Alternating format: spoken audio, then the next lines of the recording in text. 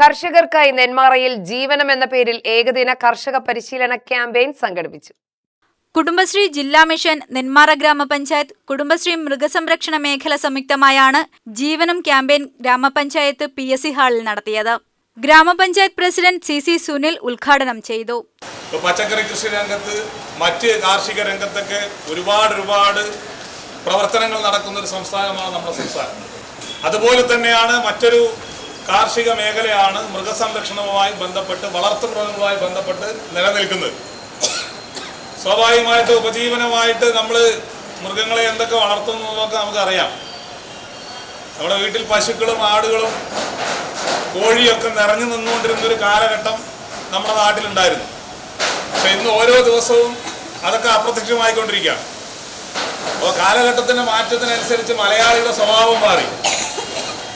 കോഴി നല്ല മുട്ട കഴിക്കണം, നല്ല പാല് കഴിക്കണം എന്നൊക്കെ ചിന്തിക്കുന്നവരാണ് നമ്മളൊക്കെ. പക്ഷെ ആരും അവരവരുടെ വീട്ടിലൊരു കോഴിയെ വളർത്താനോ അവരവരുടെ വീടുകളിൽ ഒരു പശുവിനെ വളർത്താനോ തയ്യാറില്ല എന്നുള്ളതാണ് യാഥാർത്ഥ്യം. കാരണം ഇന്ന് ഇതിനൊക്കെ ഒരുപാട് ബുദ്ധിമുട്ട് നേരിടുന്ന ഒരു കാലഘട്ടമാണ്. ആകെ ഉള്ള സ്ഥലം എന്ന് പറയുന്നത് 5 സെന്റ് ആയിരിക്കും. ആ 5 സെന്റിനകത്ത് 4.25 സെന്റിൽ വീടുണ്ടാവും. പിന്നെ ആകെ ചെറിയൊരു മുറ്റം ഉണ്ടാവും. അവിടെ ഒരു കാറും കിടന്നാൽ നമ്മുടെ ഒരു വീട് ബില്ലായി.